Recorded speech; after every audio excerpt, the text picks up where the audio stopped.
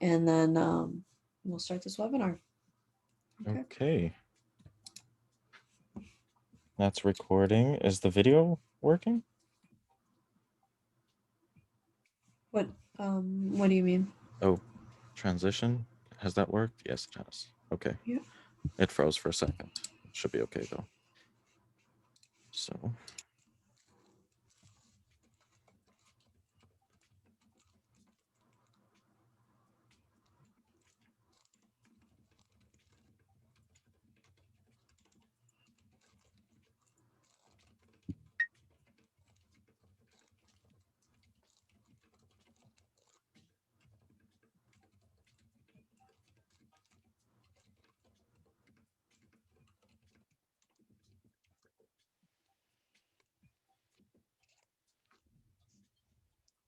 Hello, everyone who just joined. Thank you all for making it out today. We're gonna wait a few more minutes and let some attendees come on in. We want to make sure all the hackers have a chance to join, and then Alexander will get us started.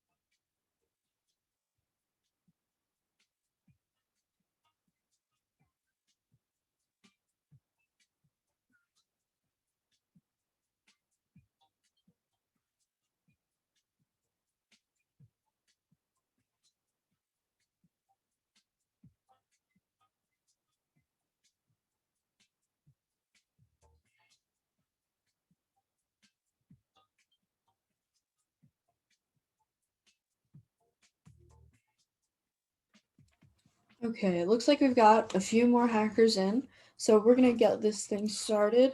Alexander's gonna take the reins and he's gonna talk to you guys about Photoshop. Thank you all for making it out this morning, and I hope to see you at a few more workshops later today as well.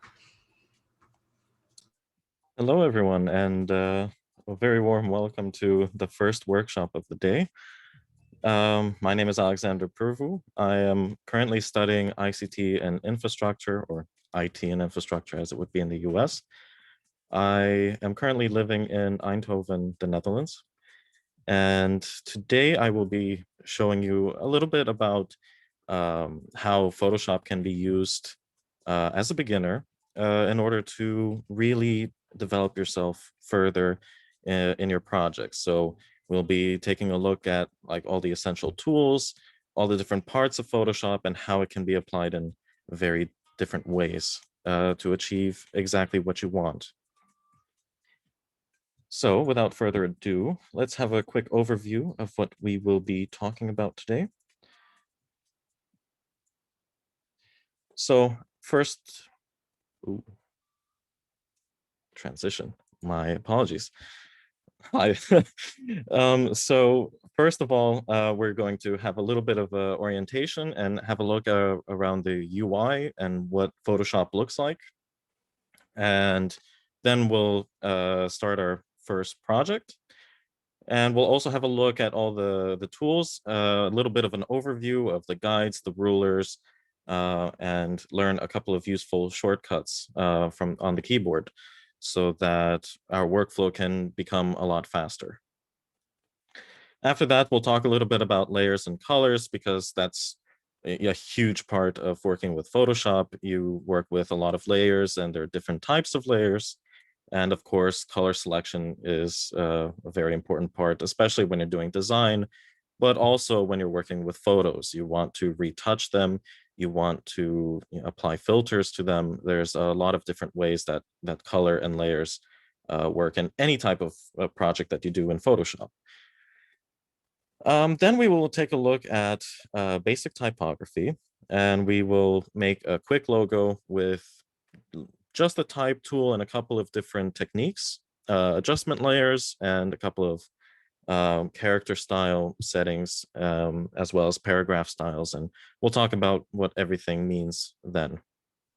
After that, we will take a photo of ourselves and transform it into a profile photo that you can use maybe for LinkedIn or your CV. You can also use it if you're working on creating a personal portfolio website. That it can be applied anywhere. Essentially, it's just taking a photo that you've taken of yourself and turning it into a black and white photo or just a photo with a white background. So we'll discover a couple more techniques through doing that.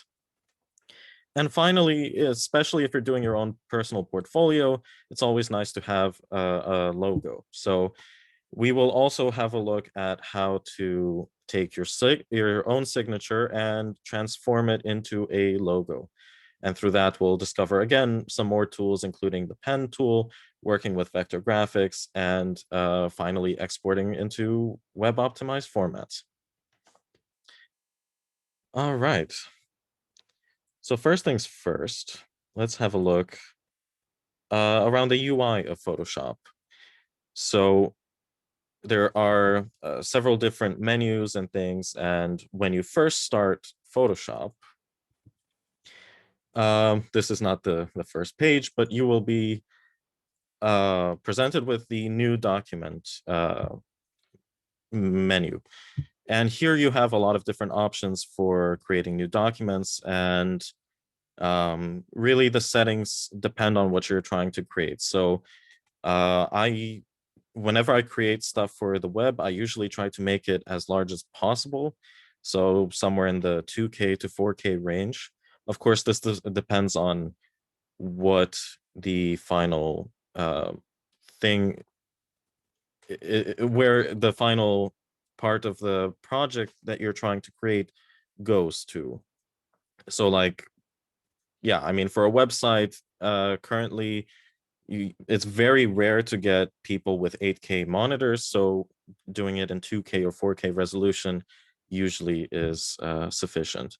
But if you're only doing a portfolio photo, 2000 might even be already too much. So it really depends on your use case. So you have a bunch of different types that you can explore here. So there are a lot of presets. You'll see that the units can change. So you can not only design things that are, for digital formats, but you could also do it for print, photography, just about anything you can imagine. Photoshop is very good at adapting to your workflow. Now, for the sake of this workshop, we're going to be doing a web style a document. So we will select web large, which is the default HD 1920 by 1080p. And you can see this is selected here. You can define the width, height, and also the resolution. Now, the resolution, I don't know if a lot of you have used scanners or printers in a very advanced way, but typically speaking, a scanner can scan from 300 to, I've seen them go to 2400 pixels per inch. For the web, 72 is usually the default, but of course, if you're going to print something, this is where you would want to define the resolution. Color mode also is fine by default. The only part that I usually change is to make sure that the background is transparent. And then we go ahead and click create, and we have ourselves a new document. Right. In terms of the preferences, you can access them by going to Edit, Preferences, and then I will start with General. So nothing really to change here. I usually keep this on default, but then in terms of interface, I prefer working with dark mode on just about every device. So for me, this color scheme is perfectly fine. UI scaling and everything is also okay. And really what we want to focus on is the performance. So we want to define here how much RAM does Photoshop use, and also if it should use the graphics processor. So in this case, I'm using the Titan X as the GPU. And yeah, it's got everything enabled. It's working perfectly fine. And then scratch disks is the second part. So what are the scratch disks? The scratch disks are disks that a disk space that is used while you are creating stuff in Photoshop. It has to store temporary files while you're working in Photoshop because you're manipulating a lot of different things. So it needs some extra space. Usually it will also use RAM, but scratch disks are in essence overflow. Right. And then in terms of units, I usually keep my rulers in pixels because I'm working with the web more often. So yeah, for me, that makes the most sense. Obviously, if you're working with print more, you can change that. Right. And then rulers are on pixels. That's perfectly fine there. Guides, grids, and slices. This is where you can change the colors for them. I usually keep them on default. Perfectly fine. And that's about it in terms of preferences that I would go in and change. All right. So a little bit on the menus. You have file, which is associated with all the saving and so on. Export, perfectly similar to most programs. You have edit, which copy paste, and then a couple of other things that you wouldn't typically find in other programs, which is fill, stroke, transformation, brushes and patterns, PDF presets, and of course you get to the settings, the preferences. Then you have image settings in the menu, and you can do adjustments. You can do a couple of things automatically. This is also where you can resize images and or redefine the canvas size. So our document is the canvas. And if you find that what you're working with is too small, you can always resize it. Then you have the layer options, which we'll talk more about when we get into the layers. Type tools, which, it works well with all types. It also lets you synchronize with Adobe fonts if you're using the Creative Cloud version of Photoshop. Then you have the selection tools, filter tools, which can distort and manipulate the image in many different ways. 3D tools, which we will not be covering in this workshop, but Photoshop is very good for working with 3D things. And then a couple of view options as well. So this is more with the window. It also, I have here extras turned on, which is the guides, the rulers, everything like that. And snapping as well is here. Then window. So currently I have a couple of different things opened, which I would recommend that you open as well. So obviously layers is usually by default open. You can open up brush settings as well. That window will be useful later on. The brushes window is good to have open. Color selection is fine to have open. Swatches as well, properties, and that's about it. The channels one I don't normally have open. That's fine, and we can close the 3D one as well. Other than that, it's really about it. This is where you find all of the different character and character styles, because we will be talking about type. Forgot about that. Right. So this is where you can find windows for all the different functions that Photoshop can do. All right. And now moving on.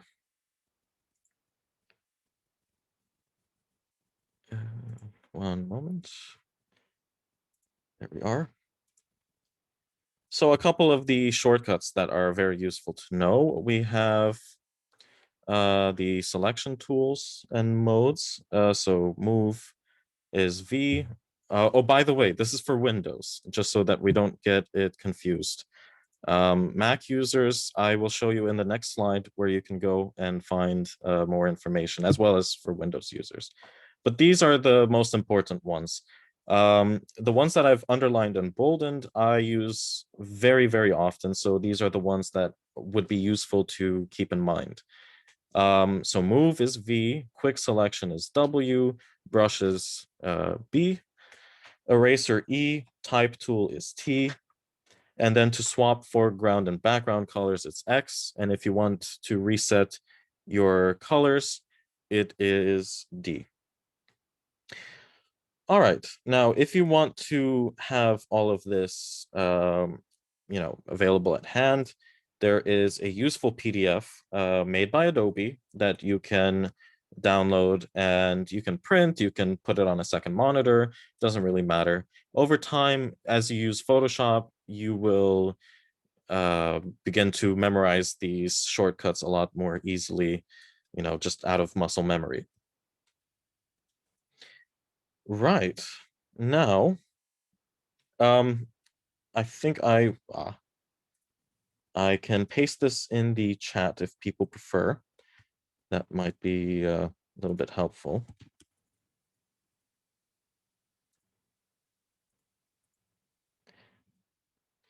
I can find the chat. Ah, there it is.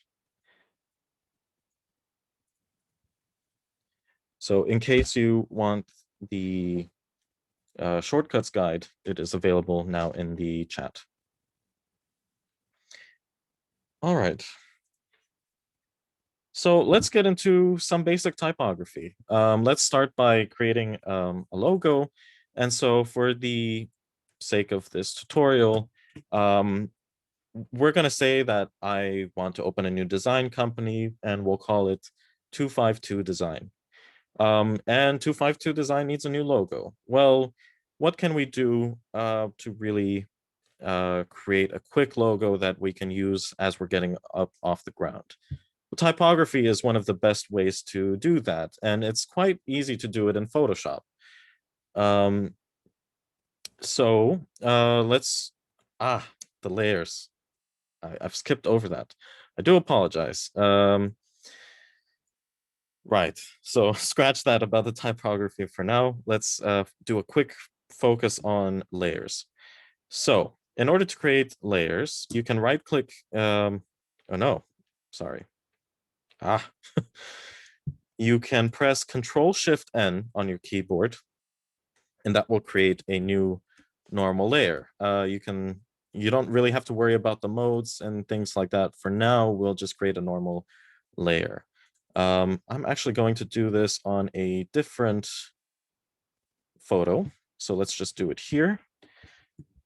New layer, and that will create it on top of the background image. So now if you notice in the bottom right corner, you will actually have multiple layers, and there are a couple of different things you can do with them. So you can lock them, like the background layer here is locked.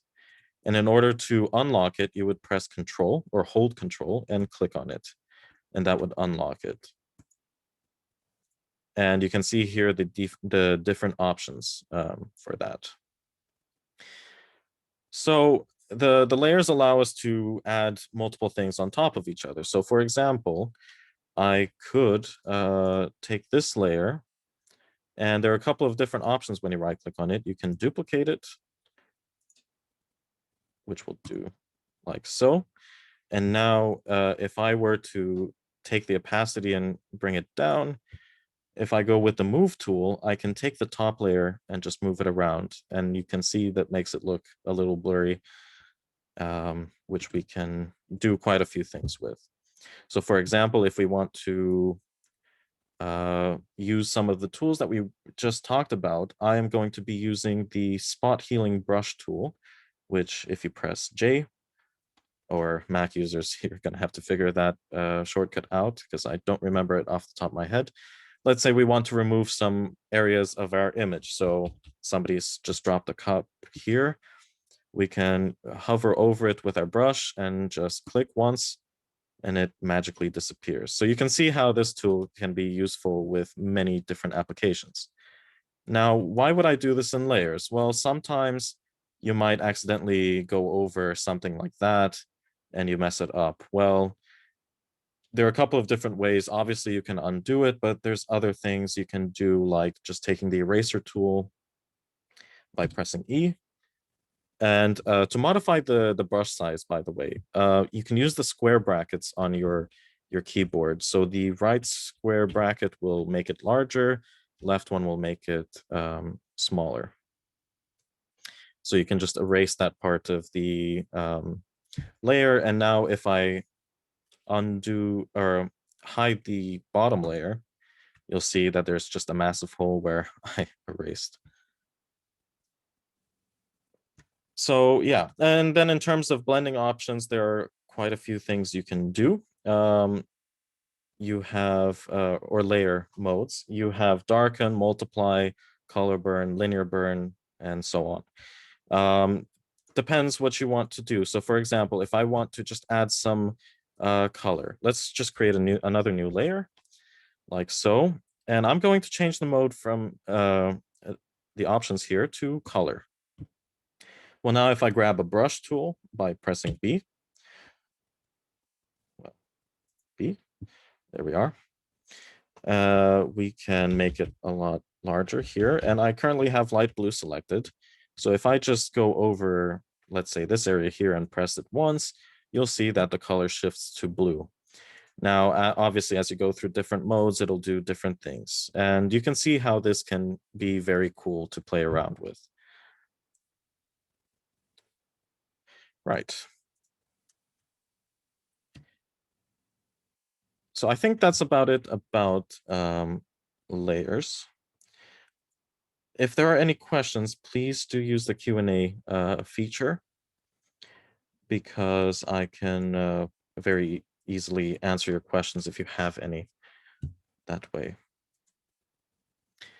All right, so let's do a little bit of typography now that we've gotten the layers out of the way.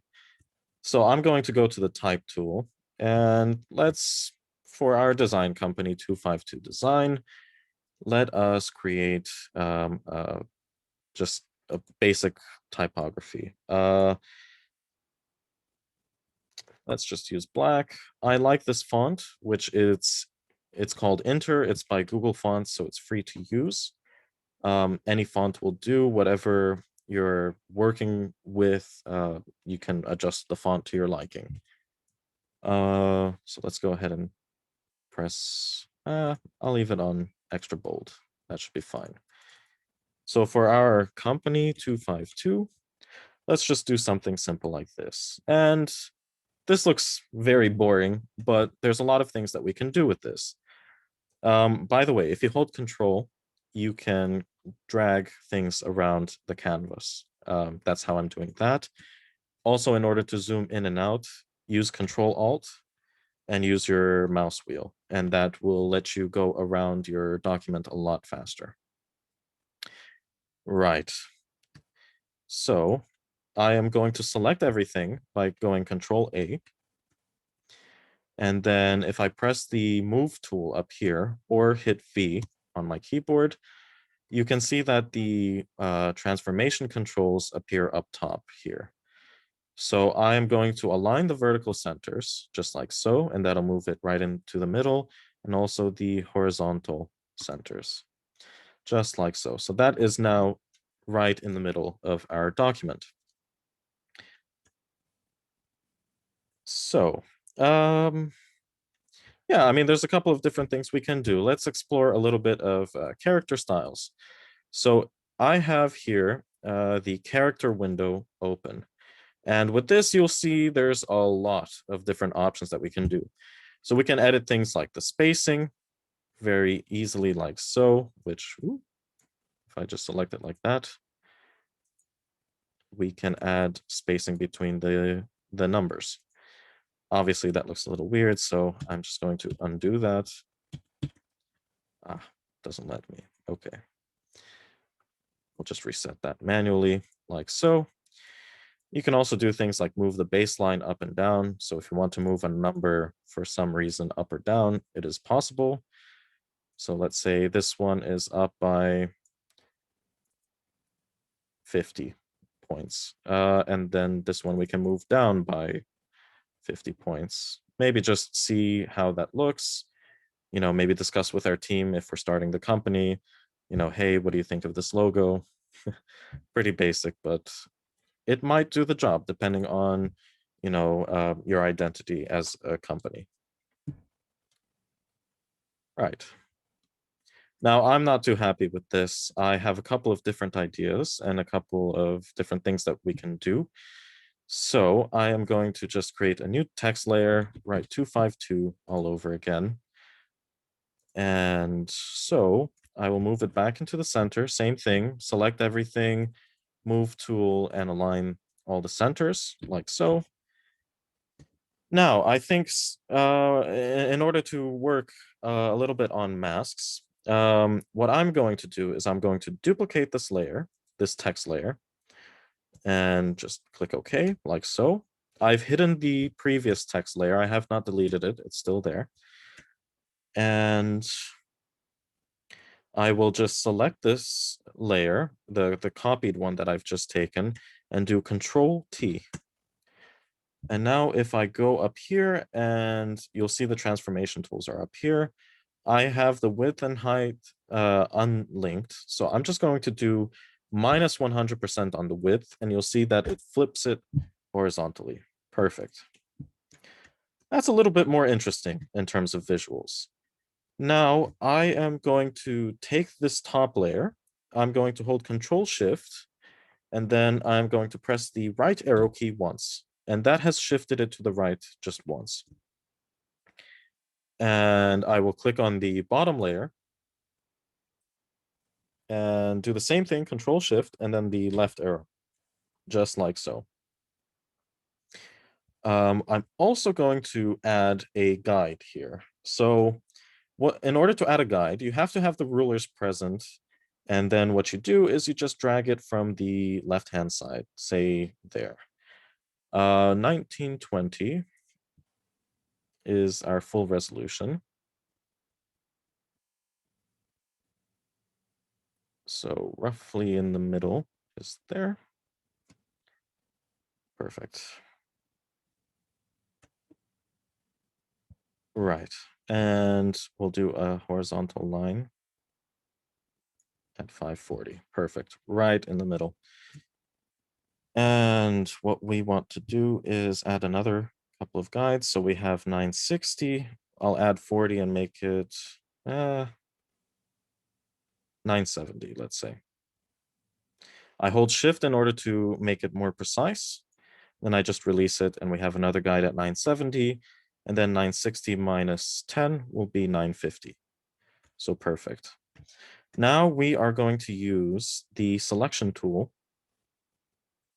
like so. And I'm going to hide one of the layers. So for this one, I am going to just remove this side like so. And I'm using the rectangular selection tool. I have it in the addition mode, which you can see the different modes for the selection type tools. The addition mode allows you to do this. You can keep dragging and it'll add additional areas into your selection. So that's fine.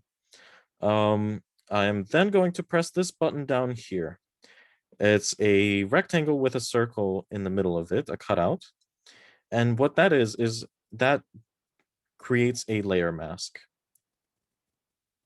So if I just do that, now you'll see that half the text is hidden, but I've accidentally done the wrong side. So I am going to select in the layers window, the layer mask, not the layer itself. This is when you have the layer selected, when it highlights the icon on the left-hand side. If I want to select the mask, I will click on this other window on the side of it, which shows just the layer mask. And what I'm going to do is I'm going to invert the colors. And to do that, you can either go up here, and I believe it's image adjustments invert. There it is. I can do that, or I could have just done Control I. Obviously, this is, again, using the shortcuts to your advantage, just like so. And let's open up the other layer as well. I'm going to hide this one now, since we're done working on it. Just undo it like so, and open up the other one. And now I'm just going to select the other side, like so. Select the layer, and then create another layer mask, like so. And once again, I've done it where I've selected the wrong one. That's no problem. We'll just invert it one more time. Perfect. Now, if we make both layers visible, you'll see we've got a little bit of a cool logo going here. And this is just basic typography. You can obviously play around with a lot of different things, like the width of the characters or the height. Anything is possible. So I'm just going to set this back to 100%. And let's make it a little more interesting. I'm going to select it like so, and I'm going to give this side a bit more of a gray color. Nice. And now if I press Control H, that will hide all the extras. And there we have it, a nice simple typography logo.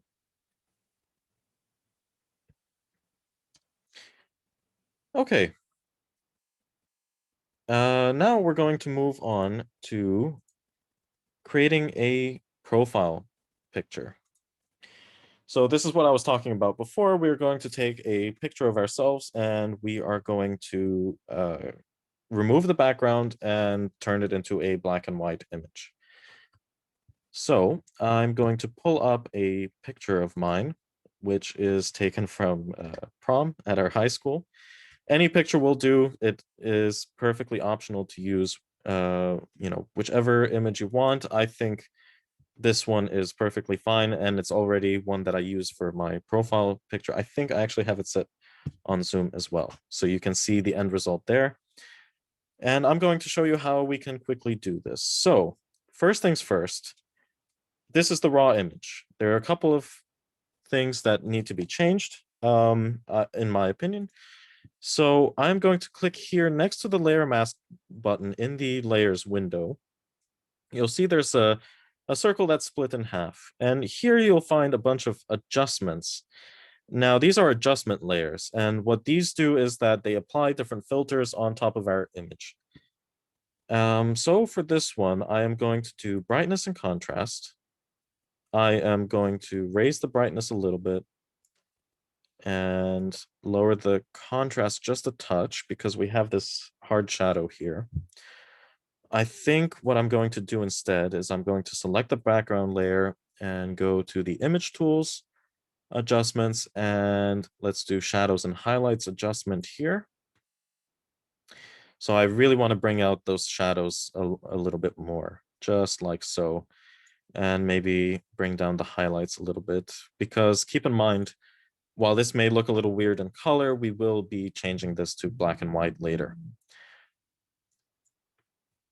Right. Now let's add another adjustment layer. I think what I will do here is a hue saturation adjustment layer. So I am going to bring out a little bit more color, because when we go to change this into black and white, you will see the different contrast between the grayscale. Right. And I think that's just about ready. I'm going to add one last adjustment layer, and that is the black and white there. So right here, the preset is fine. You can probably change it, to fit whatever photo you're using. I'm going to just hit auto once here so that it automatically creates, it automatically adjusts the black and white adjustment to be pretty well balanced. And we can obviously go in here and really change the colors, but I think this is working just fine for our demo today. And now let's quickly change this background because well, we want to create a more professional looking image. So white background is perfectly fine for a profile picture, especially when you're using that on your CV or resume. So I'm going to quickly just hide the black and white adjustment layer here. And that brings color back to our image. I'm going to select the background layer. And then if I go here to the quick selection tool, you can press W. I'm using the one that is a brush. So what this will let you do is I'm going to make the brush a little bigger. And I'm just going to start selecting everything in the background. So we'll select the sky. I also have it in addition mode. This is one of the selection tools. So all selection tools have different modes within it. I'm using the addition mode because I want to keep adding different areas from the photo into the selection that we will use to create the white background. All right, going to select everything that isn't me in this photo. And you can see it's kind of taken a couple of areas from my suit here that we will come back and change that in just a moment. So let's go ahead and keep selecting everything. You'll see this really is a quick selection tool. So you can create a photo like this in just about minutes with a little practice. And go ahead and just select this final part here. Great. Now we've got most of it. However, there are a couple of areas here that we would like to change. So I am going to go ahead and make the brush size a little smaller. And then I'm going to change the brush selection mode. And I'm going to change it to subtract just up here. And I'm going to remove these areas very carefully, like so. And that already is looking a lot better. You can obviously go in and do as fine detail as you would like. And if you hold Shift, you can actually really quickly change between plus and minus selection modes. So I'm just holding Shift here to add this area back. And there we have it. I'm also going to remove this and this. Oop, and a little bit more here. Great. Now I am going to create a layer mask out of the selection that I have just by hitting that. And once again, we'll have to invert it. So I have the layer mask selected and then Control I. And there we have it. Now I'm going to create another adjustment layer here, and it's going to be solid color. I'm going to select white. And I'm going to bring that layer all the way down underneath the image. And you can see that the selection is pretty good. There are a couple of areas that could be a little bit better. And the way to fix that is I will select once again the layer mask from the image. And then I will take a brush tool. There it is. Obviously make the brush a lot smaller. And then we can start to go around. So I am going to hit X to swap. I'm going to hit D to get back to default colors because we want just black and white for the mask. And I'm going to swap it here once again and just make sure to select that. I don't like this brush very much, so I'm going to come up here and select a much harder brush, which this seems perfectly fine. You'll see here that's working a lot better. I'm going to up the opacity on this brush and swap the colors again because I want to include this area right here. And yeah, you can go around and do this to the entire photo, but for the sake of our demo, I think this will suffice.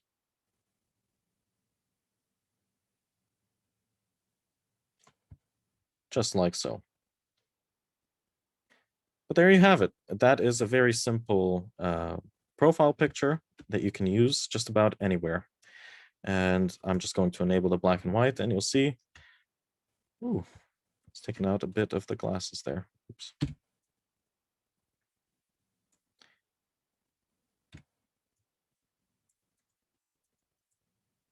There we have it.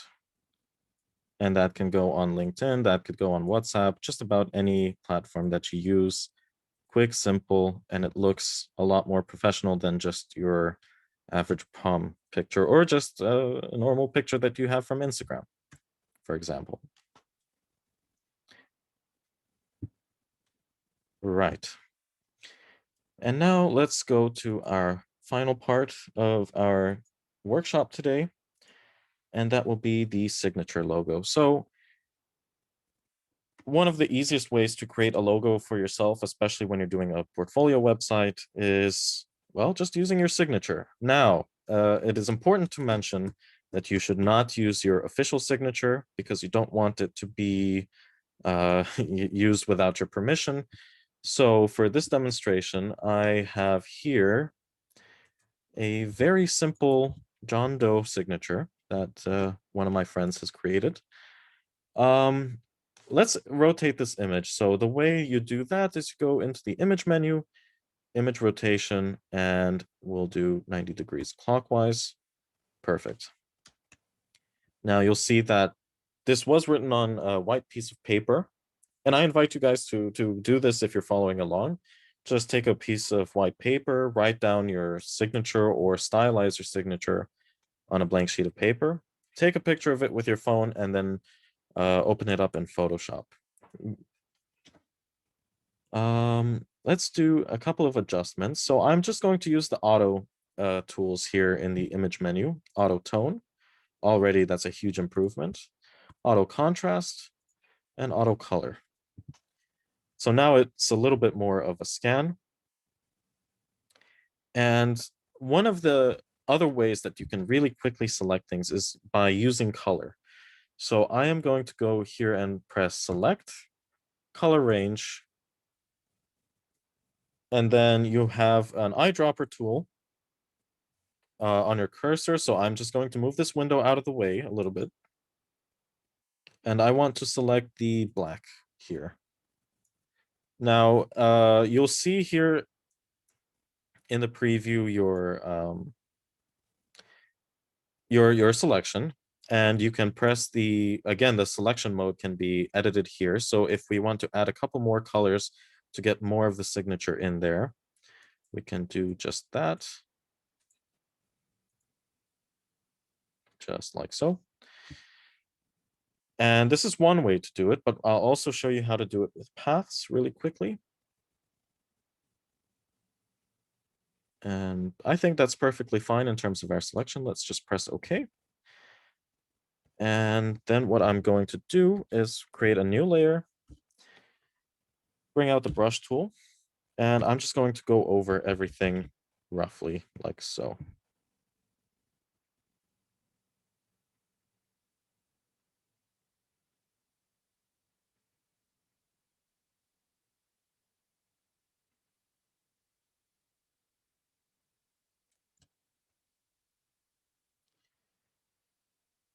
Fantastic.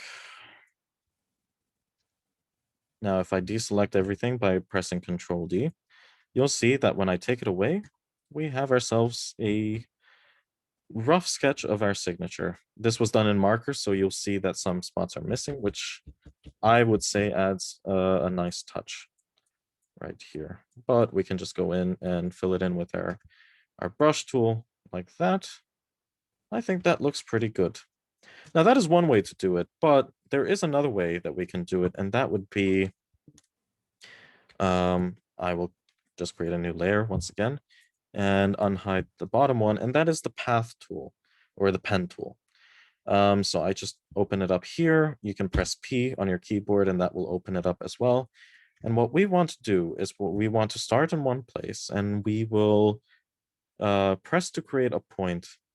So that is our starting point there. And then I will just follow the writing strokes that were done on paper. So I will click here, but instead of letting go right away, I will click and hold. and then drag it out a little bit. And you'll see that this creates a very nice and smooth curve. Now I will just keep doing that around here. You can press Control on your keyboard and you can edit these capture points here for the curve, so you can see you can really stretch it around and make it fit whatever text you've written, or just about any use case where you would like to use the pen tool.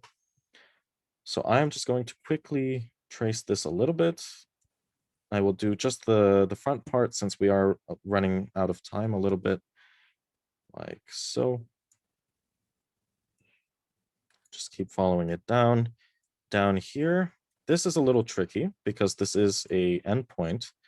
What I will do is I will press Control once again and just move this right there, and then adjust this one a little bit like so. Then we'll follow it all the way up here, make it go around this bend.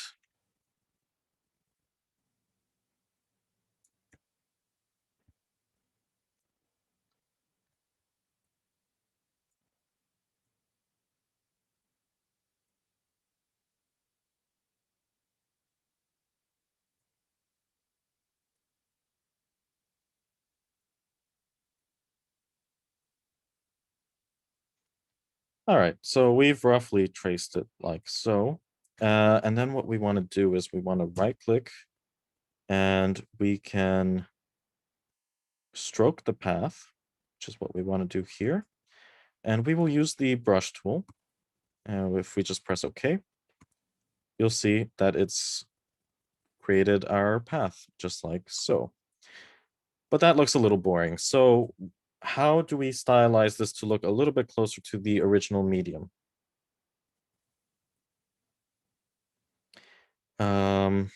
We can just go quickly into the brush tools and just change the brush here. Quite a few different brushes. And I will just use this one really quickly to demonstrate. This is the brush settings window, which you can really define just about everything within the brushes. You can see there's special effects brushes, dry, and wet media brushes as well. So I think I will go with the one that I've just selected, and I'm going to make it a bit smaller. Pen tool, right click, stroke path, and we're going to go ahead and simulate the pressure as well. And there we have it. I think that looks a little bit closer. And obviously you can play around with brushes and yeah, just really make it your own design. Now, I think that is all the time that we have for today, unfortunately. Photoshop is a really great tool. And yeah, I mean, it really allows your creative side to, yeah, you can really explore and create just about anything in Photoshop. I hope that this has been a little bit helpful in order to, yeah, get you to start using Photoshop. I encourage all of you to look at different tutorials online and just try to memorize how different tutorials did things. And yeah, if you have any further questions, I am available on Discord. I am in the Hack PSU Discord channel. I renamed myself to Alex Pirvu, so it should be fairly easy to find. I will also add it in the chat for everyone. I will do that in just a moment. But yeah, thank you very much for your time. Thank you so much for paying attention, and I hope that it has been a little bit of an insight into how to use Photoshop and how easy it is to yeah, to design and to create things that can help you with your projects. Thank you all for coming out today, and thank you, Alexander, for doing this. I know I definitely learned a lot, and I hope all the hackers here did too. So once again, thank you, and I hope to see all you hackers at other workshops later today. But I'm going to go ahead and end the workshop, and everyone have a happy hacking. Thank you.